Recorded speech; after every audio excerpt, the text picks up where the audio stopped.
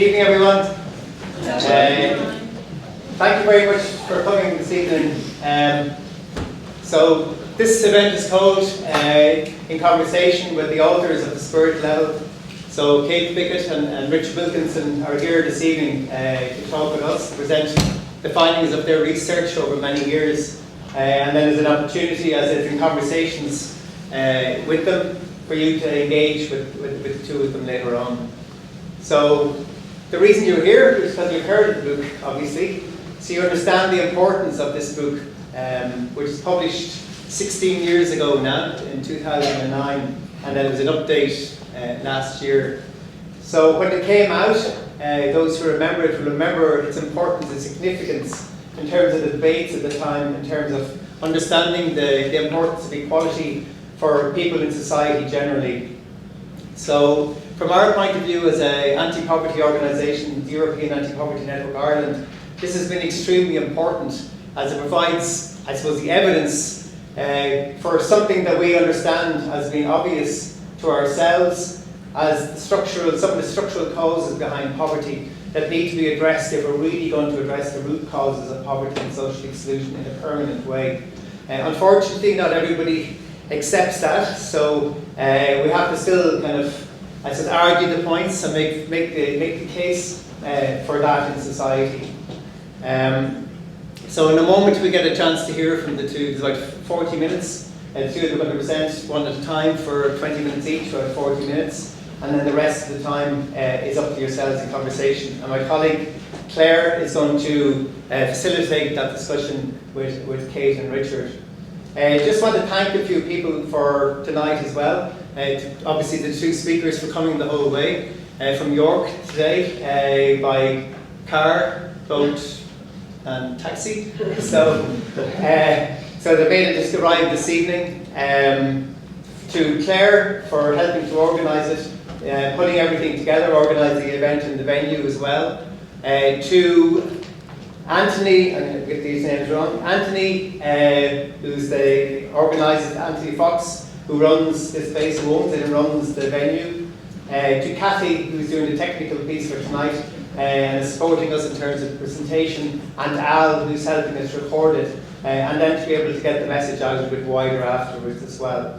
And also to the Department of Social Protection, who are funding this event as part of their funds to support the events around the UN International Day for the Eradication of Poverty, which is tomorrow, and John is here from the department. It's extremely important to have their participation in the event tonight as well. So I'm going to hand over straight away to Richard, who's going to start, and then to Kate afterwards, and then Claire will take the stage. This screen will lift up and then we'll have a conversation on the stage after that. So thanks to you all for coming tonight.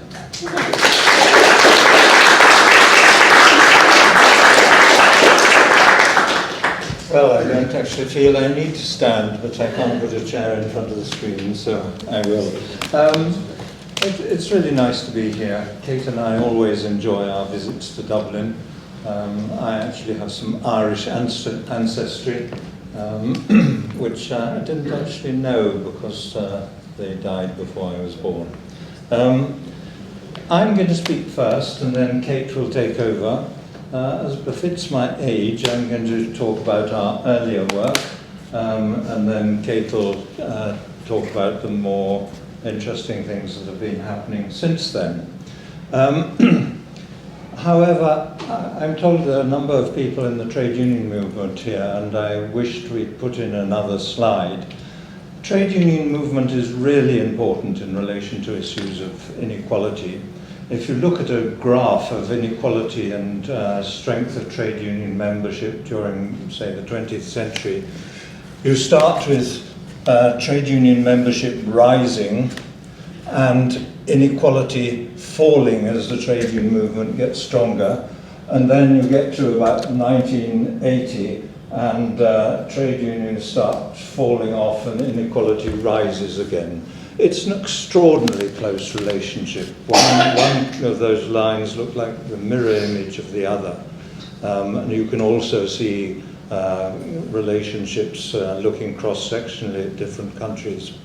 So I really think that this is central to the work of trade union movement. Anyway, let me start by going through some of the spirit level stuff. Can I have the first slide, please? This is probably the most well-known graph we did.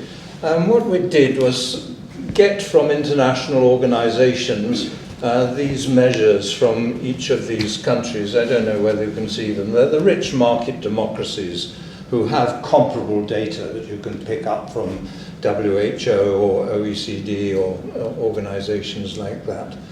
So where a country is on this is its sort of average performance in terms of all these things.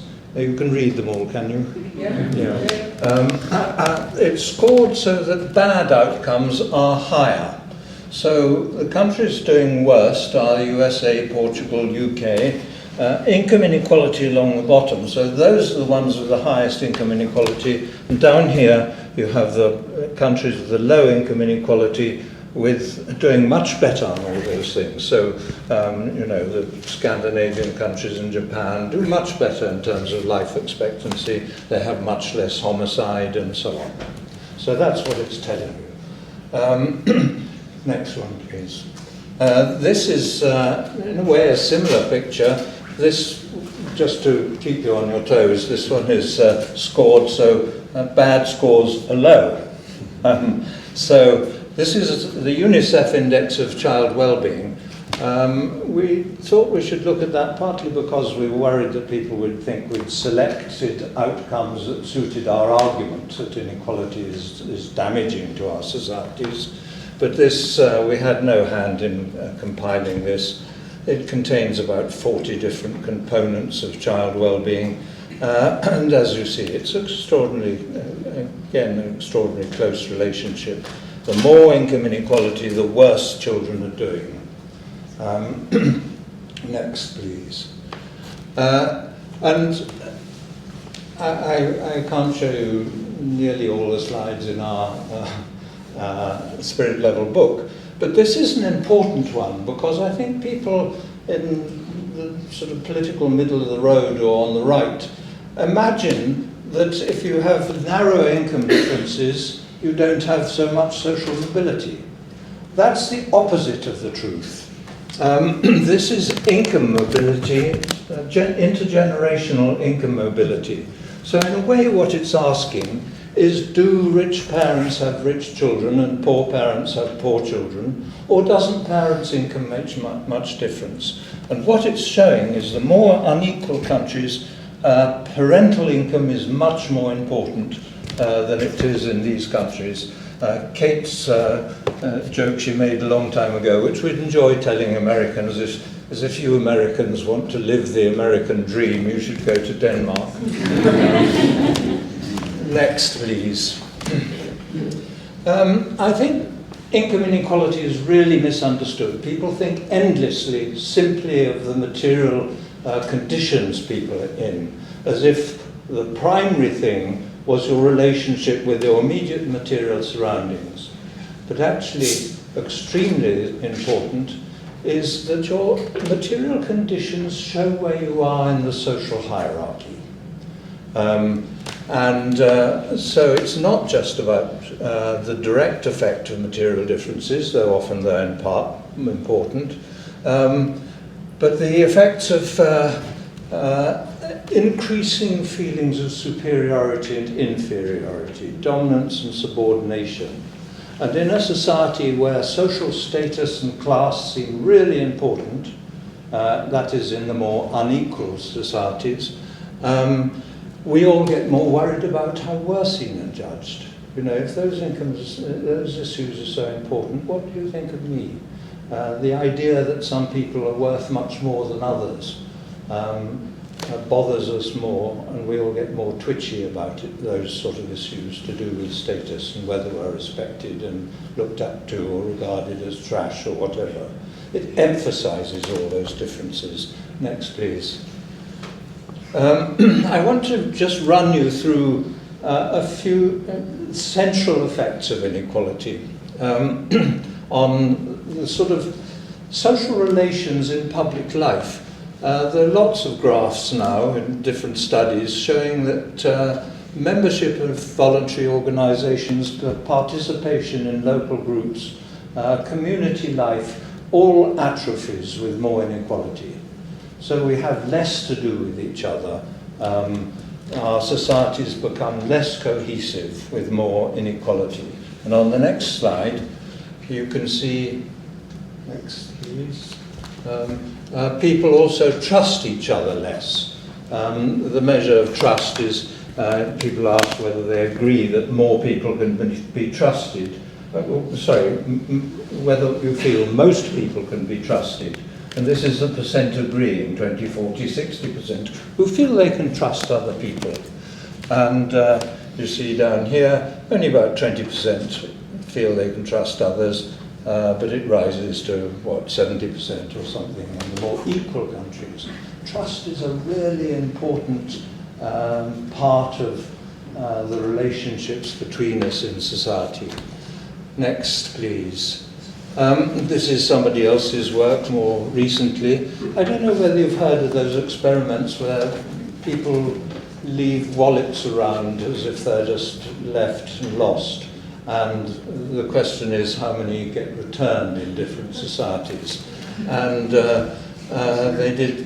psychologists have done a number of experiments like that. And you find that many fewer are returned in the more unequal societies. They call this a measure of civic honesty. And down here you've got about 20% of them coming back, whereas there in the more unequal societies, the more equal societies, 80% of them come back. Next, please. Lots and lots of studies now of homicide in relation to inequality. These are American states, these red dots, Canadian provinces there, and it's homicides per million population. And down here you have, I suppose, about 15 homicides per million population. Up there, 10 times as much, 150. It's a very well-established relationship all over the world. And the reason for it is that the most common triggers to violence are people feeling disrespected, looked down on, those sorts of things. You know, there's one way I can make you respect me. It's such a common trigger to violence, humiliation, loss of face. Next, please. If you look at much more unequal countries than the ones in our data set, like Mexico and South Africa, the most unequal countries in the world, I think, you find that breakdown of community and social life has gone a whole step further. And people are actually afraid of each other in these very extremely unequal societies. So they put bars around their gardens and razor wire and bars on their windows and doors. They tell you not to go out at night, all that kind of thing. Same in South Africa. Next one, please.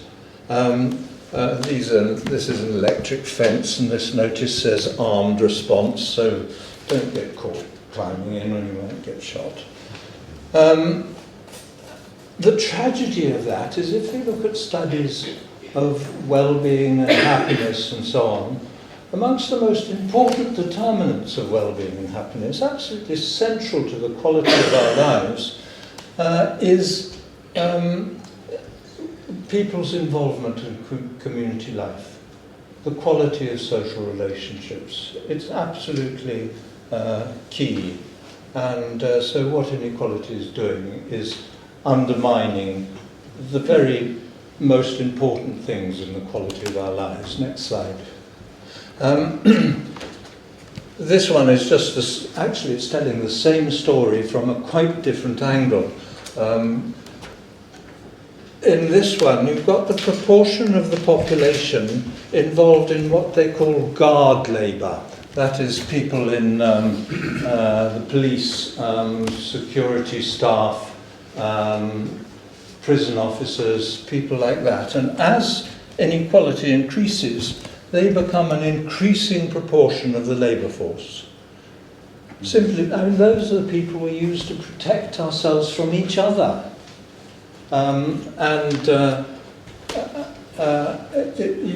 It's exactly what you'd expect in relation to what I've told you about the decline of trust, increasing violence and so on. Next.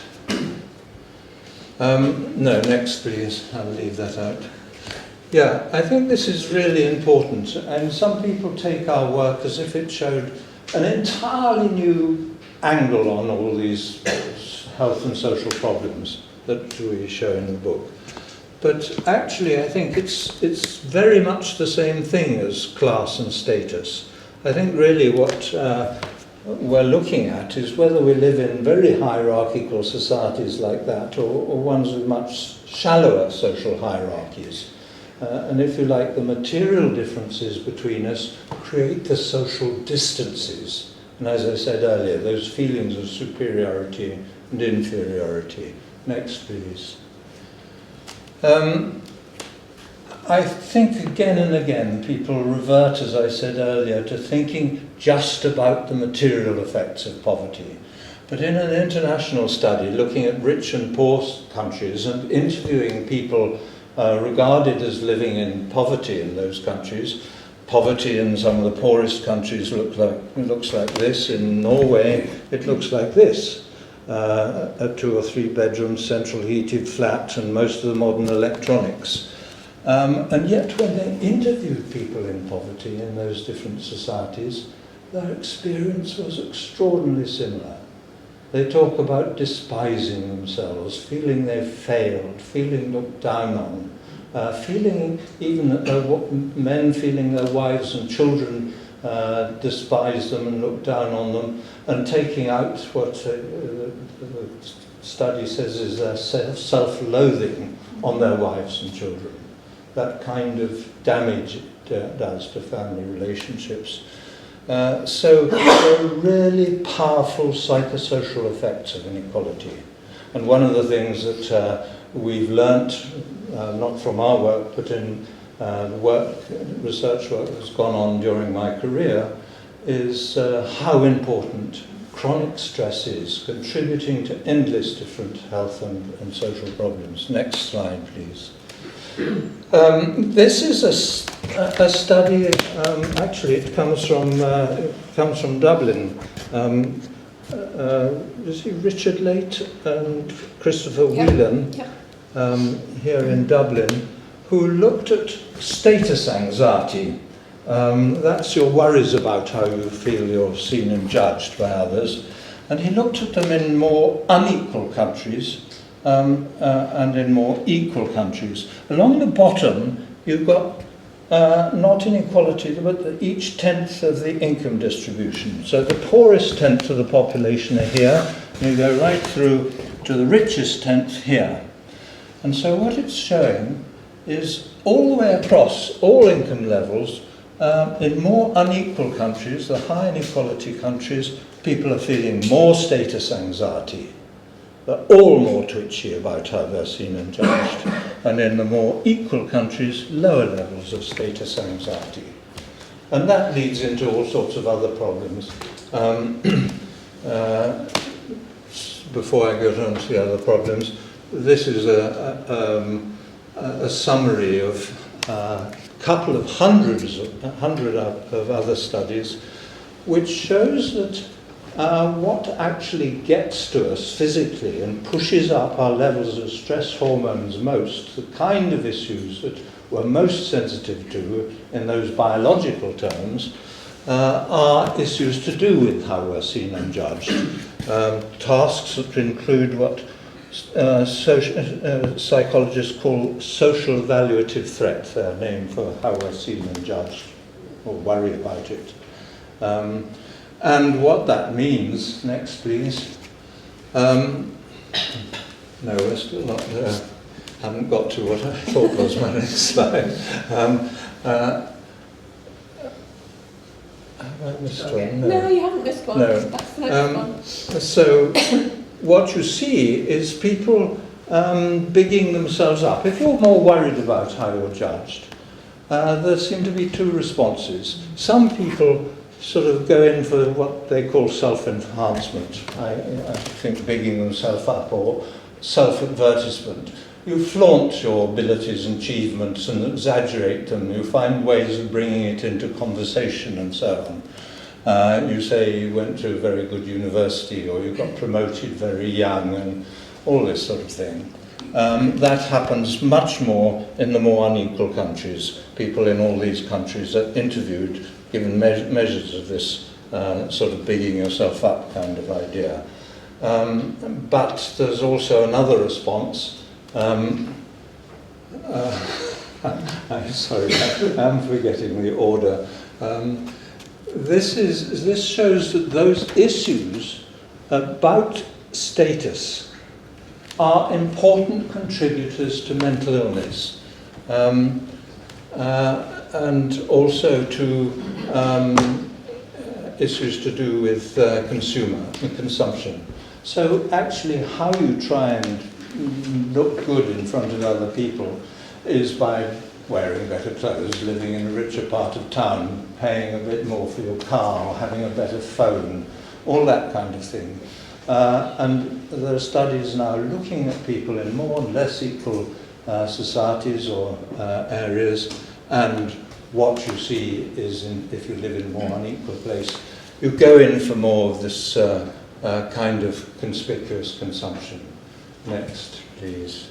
And the advertisers know it only too well. Next, please. Yeah, this is the one about mental illness. Sherry Johnson at Berkeley in the United States and some colleagues looked at an enormous number of studies of mental illness and personality disorders. And they were interested to see whether there was any relationship with these things, these issues of dominance and subordination. And what they concluded is that those issues are very powerful triggers or exacerbators of mental illnesses and personality disorders.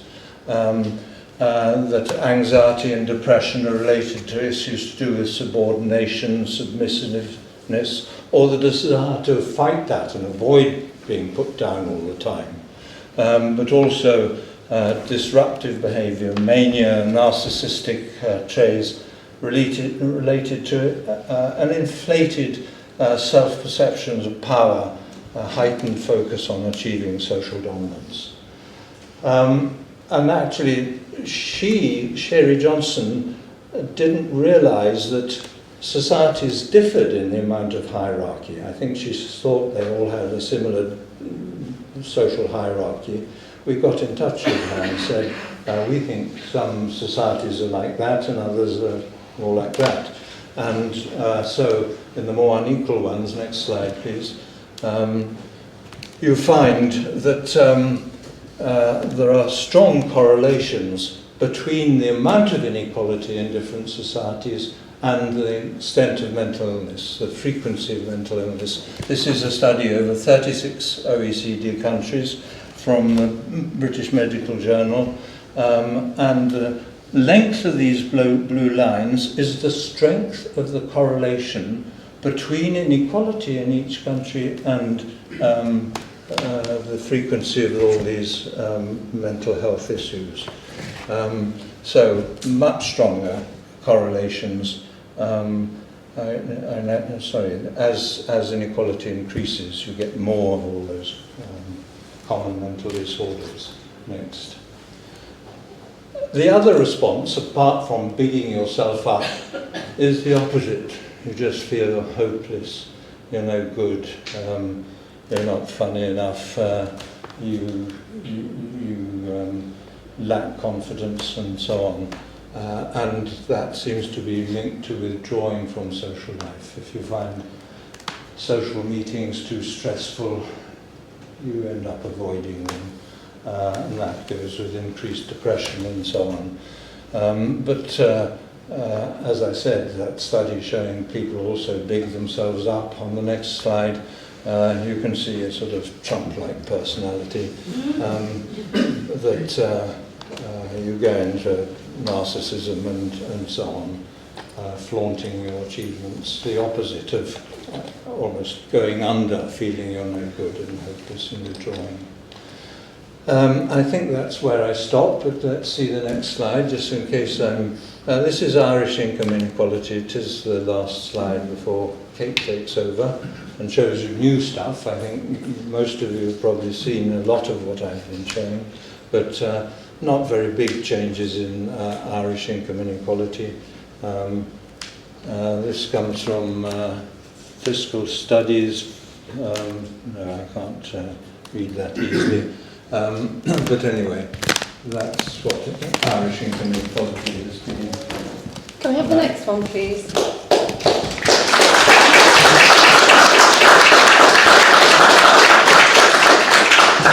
We should have said at the beginning that we're married, and sometimes we interrupt each other, but I've managed not to do it tonight, so we're off to a good start. Do I have your permission? So I can go. So I'm going to spend the rest of the time talking about really what's happened since we published The Spirit Level, the work we've been doing, and the ways in which we've been trying to influence policy, politics, practice, and those sorts of things. But I should start by saying that when the book came out, not everybody liked it. Not everybody liked that message that societies are better when people are more equal, when income differences are reduced. And where the opposition came from tended to be from a right-wing ideological perspective. It was the neoliberals, it was the economists in those circles who didn't like it. So this guy's putting a match to it. But it's endured, so we soldier on. Thank you. And in fact, since then, I think the notion, the idea that inequality is bad for whole societies, it's bad for our well-being, I think has taken hold. When we wrote that book, we actually wrote it, didn't we, because nobody was talking about the impact of inequality in society. You saw it in a few research papers in journals, but it wasn't a topic of conversation. And we were told that by a Labour politician that they were not allowed to talk about inequality in New Labour back in the noughties. They were not supposed to talk about it. But people do talk about it now. We get demonstrations around inequality. We get international bodies talking about the impact of inequality. We haven't really seen any changes to levels of inequality anywhere, but maybe that knowledge and that discourse is a first step. Next one, please. So we think there are things that sort of happen, and we try to work at different scales. And one is local, because people often ask, what can be done in the communities where they live, the neighbourhoods where they live, the cities where they live, to address inequality? And sometimes feel a bit helpless about it, or a bit hopeless, because they feel that the levers for addressing inequality are at sort of national government level, and that there isn't much that can be done locally. But I think there is, and one of the things that we've seen across the UK since The Spirit Level was published is the establishment of what has often been called fairness commissions. They sometimes have slightly different names, but usually they're called fairness commissions, usually set up by a local government, but not always. And commissioners appointed to look and see what can be done locally to address inequalities. You co-chaired the first one, didn't you, Richard, in Islington, and we both served on the York one, but they've been, I think they're getting close on for 20 now in the UK. And they make various recommendations, but some consistency across them, and there was a report that came out that sort of looked to draw all the lessons from them. Things like paying the living wage to all local authority employees, and not just that, but saying that anybody with whom a local government contracts or from whom they procure services must pay those living wages as well. So that can really spread a poverty reducing action in a local area, but also things like community wealth building, trying to build wealth and retain wealth in communities. So I think those have been some positive steps, and we've seen those regionally as well as locally with our elected mayors in some parts of the UK. Next one, please. And then nationally, we co-founded with our colleague Bill Kerry the Equality Trust in the UK to sort of work at a national level. And so it's a charity. It works to educate and campaign to reduce inequality. It's sometimes hard to keep it funded at a level to do all of the work that we would like to do with it. So it's waxed and waned in the number of staff it's had or its ability to do work. But when the UN Special Rapporteur for Extreme Poverty visited the UK, he came to visit the Equality Trust to talk to the young activists that they work with. The Equality Trust runs an all-party parliamentary group on tackling poverty. So it's taking some action, and often quite positive action, working with trade unions and other organisations, and it's part of the International Fight Inequality Alliance. Thanks. And then perhaps the most significant development really is the fact that reducing inequalities is Goal 10 of the United Nations Sustainable Development Goals for 2030. Now, when the UN was planning what would go into the Sustainable Development Goals to replace the Millennial Development Goals, which they hadn't reached, so they had to have some new goals, there was a panel set up to think about what the goals should be. And it was called the High Level Panel for Advising the UN. And with Save the Children, we wrote to them and we were campaigning for them to include reducing inequality as one of those Sustainable Development Goals. And everybody on the expert panel wrote back, agreeing and saying, yes, we really think that's important, except for one member. And that was David Cameron, Prime Minister of the UK at the time, who wasn't even supposed to be on the panel, but he'd managed to wangle his way on there. And he wrote and he said, no, we will not include reducing inequalities. But he was overridden, and so we did get an inequality goal. And Richard was one of a group of people who advised on what the targets should be that sit underneath that. In fact, the target that sits underneath that goal is really a poverty reduction target rather than an inequality reduction target. But we may see more. At the moment, the World Bank are thinking about making a recommendation of a threshold of high inequality, so beyond which it would publicly declare that some societies are too unequal. So they're thinking about doing that at the moment. And the G20, which at the moment is chaired by South Africa, because that rotates, the chair of the G20 rotates year on year. They have appointed a commission on extreme wealth inequality, which is meeting at the moment and will report in November.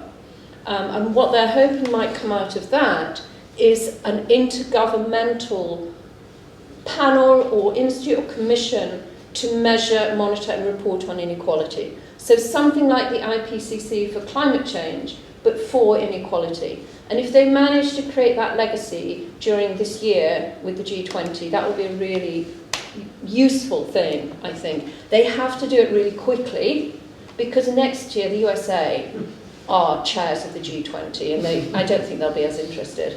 So we need to move fast on that one. Next, please. And then I just want to mention Oxfam, because I think sometimes, when charities take up a cause, it can be so helpful. Oxfam used to really only focus on poverty, but over recent years have turned their attention to inequality as well. And every year they go to Davos, to the meeting of the World Economic Forum, and they publish a report for that meeting that looks at inequality. And every year they would sort of point out how many billionaires were earning, what share of the world's wealth. And it used to be that you could fit those billionaires on a cruise ship. That was the graphic, they used. But recently, just 8 of them own as much as the poorest 3.6 billion people, and you can fit them on a golf cart. And this kind of sort of powerful imagery, I think, is extremely helpful because it tells the story of the impact of inequality, and it tells the story of how extreme those wealth inequalities have become in ways that everybody can understand. Not everybody loves statistics, you might be surprised. Yeah. You know, not everybody likes to look at a graph or a chart and think about it, but everybody likes a good infographic and a good story. When we first published The Spirit Level, people said to us, you need to think about different ways to get your message across beyond statistics. What about stories? What about art? What about music? And I think it took us a while to come on board with that. I think we thought, you know, the statistics ought to be enough. But no, they're not. A filmmaker, Catherine Round, made a film inspired by The Spirit Level called The Divide, What Happens When the Rich Get Richer. People have produced music and poetry and cartoons and stories, and indeed a stage production that was a collaboration between a theatre group in Morocco and a theatre group in Sweden. And we went to see it, and Richard said he couldn't understand it at all. A lot of it was a lot of interpretive dance, wasn't there, love? A lot of interpretive dance. But, you know, different ways of getting messages across, reach different audiences, speak to different people, and it's really, really important. The next one, thanks. There are also, I think, alliances across the world of different groups who are working towards the same goal. We've been connected to the Wellbeing Economy Alliance for quite some time. Richard's an ambassador for them and I'm a trustee. And they are trying to work globally to get new economic thinking more widely known, more widely spread. And at the heart of new economic thinking is the notion that we should all be growing well-being rather than just growing GDP. And reducing inequality is at the heart of that. And they use stories, and they create knowledge and policy and practice tools, but they're also trying to create power and agency for those who don't normally have those things, to speak to policymakers, to engage with politics and to effect change on the ground. And they're going to have, the Wellbeing Economy Alliance, along with the Earth for All Alliance, are going to put on a week of fighting inequality, which I think is going to be early in the new year, into 2026, so January or February. So look out for that, and they'll be looking for all of us, all over the world, to sort of take actions and join in, and sort of make a lot of noise in a condensed way in that 1 week. And the Wellbeing Economy Governments is a group of 6 governments who have been persuaded by the Wellbeing Economy Alliance that what they're suggesting is a good thing, and they are prioritising well-being over growth in GDP. Well, that's the goal anyway. At the moment, that group includes Scotland, New Zealand, Iceland, Wales and Finland, so you might think, oh, it's just little small countries, but there's Canada as well. And some US states are very interested. These aren't perfect governments. You know, they don't get everything right, but they are trying to prioritise well-being, and they all have policies that are interesting and disruptive in various ways, and are doing some really good things. Thanks. So last year was the 15-year anniversary of the publication of Spirit Level, so we put out an updated report, The Spirit Level at 15. We were looking again at how inequality is a determinant of population health, how it erodes social cohesion, as Richard has shown you in slides earlier, and how inequality constrains young people's life chances. But also, and this was newer for us, looking at how inequality is central to the climate crisis. That's because of its effect on social cohesion and our sense that we can all act together for change. It's because of its effect on consumption and consumerism. I'm sure it's because of other effects as well that I'm not remembering off the top of my head. A huge footprint of the rich. Thank you. That was the one I was trying to remember. Interruptions, very welcome. Thanks. And also, increasingly, we're realising that inequality affects democracy. that this is the Economist's Democracy Index, so the Economist magazine, their Democracy Index, and more equal countries score higher on their Democracy Index and more unequal ones score lower. And we know how important that is. You know, we are seeing the polarization of our societies, the disruption of a lack of democracy, and inequality sits at the heart of that. So we should all be caring about it as much now as ever before. That report makes key recommendations around a just transition as we address climate change, around cohesive and engaged communities, around healthy and safe communities, and around people-centred governance and work. I won't go through them all. This report is available online and you can download it for free. Let's go to the next one. Thank you. But just as an example, some of the policies related to a just transition and tackling climate change would be taxing investments on pollution, ceasing to issue new fossil fuel licensing, implementing the luxury advertising tax, promoting circular economies, and taxing luxury carbon-intensive goods or services. And we make recommendations around health, around social cohesion, around children's life chances, as well as around the environment. Thanks. So this is our latest update of the very first graph that Richard showed you, that index of health and social problems in relation to inequality that was published 15 years ago. This is our most recent look. This index includes environmental problems as well as health and social problems. The United States is still there, where it always was. Israel, the next most unequal and with its high level of problems. Japan has become a bit more unequal on the OECD's measure of inequality. Its level of health and social problems perhaps not caught up yet, and some people dispute the position here and think it should be further down, but still that clear correlation between inequality and that whole host of health and social and environmental problems that would be preventable if we just lowered inequality a little bit. So we've been writing over those years. This one, which we did with the Fabian Society, that one's available free online if you want to go and look for that and download it. This is the Spirit Level at 15, a free download. And this is our report to the Club of Rome and Earth for All on the environmental impact of inequality. And again, that one is available free and online. That's my new book coming out in February, Little Puff. And Richard has written a new book, which I've just been reading on the ferry on the way over. So that will follow on. But its title is not yet certain, so that one's a secret. Thanks. We're finished. Thank you very much.